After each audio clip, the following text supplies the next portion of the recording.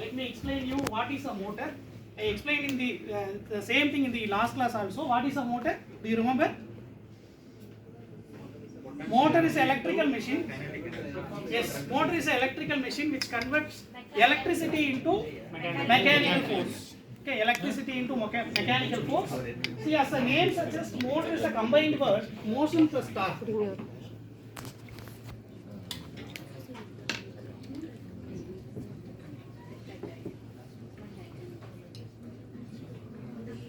As the name suggests, motor is a combined word, motion plus torque. Because of the torque, motion is created in the machine. That's what it is named as motor. Okay. So there are two kind of motors based on the supply voltage. They are DC motor and AC motor. DC motor and AC motor. See, in case of DC motor, rotor is getting power directly from the supply. That's what DC motor is termed as conduction motor. Conduction motor. Whereas here, the rotor is getting power due to the mutual induction concept. That's what this machine is named as induction motor. Induction motor. Then induction motor drives for automation. This is the fourth module I'm going to cover for my power that is RAE students. In the sixth semester. CO is analyzing control strategies for induction motor drive. Can you tell me what are the real-time applications, that is real-life applications of a motor? Yes, it is not a new motor. It was invented in the year of 1888 by Nikola Tesla. Induction motor was invented in the year of 1888 by Nikola Tesla. Still, we are using induction motor for 80% of the applications. If you enter into your home, most of the appliances are incorporated with induction motors, like fan, washing machine, vacuum cleaner. Okay, you can take any rotating part. In that we are making use of induction motor only. Okay, in our room also we are using induction motor in our compressor inside the air conditioner. Okay. So what about induction stove? In that we are making use of induction heating principle, sir. Okay. Induction coil, induction heating principle, not a rotating part. The next slide. Induction motor drive. So in this I am going to cover the following contents: introduction, construction of three-phase induction motor, types of three-phase induction motor, working principle, and finally the types of speed control methods available for three-phase induction motor. So this is what my agenda I am going to cover in this class. Next slide, please. So this is about the construction of three-phase induction motor. For any kind of motor, there are two important parts. They are stator and rotor. As the name suggests, stator is a stationary part in a machine. Stator consists of outermost cover, that is nothing but enclosure. Enclosure is the outermost cover of the machine, which is provided for mechanical support as well as mechanical protection. If any undesirable things get into the machine, that will affect the performance of the machine. In order to overcome that, we are providing enclosures. Inside which we have a stator core. Stator core is made up of silicon steel lamination.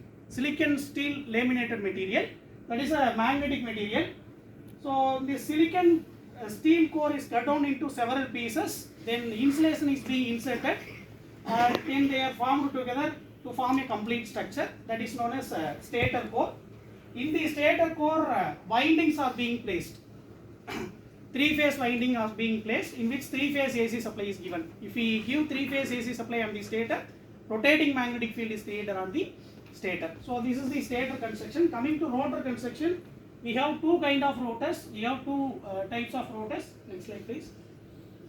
We have two types of rotors: slip ring rotor and squirrel cage rotor. See, squirrel cage, if we adopt this kind of rotor, squirrel cage rotor in the machine, then the machine is termed as squirrel cage induction motor.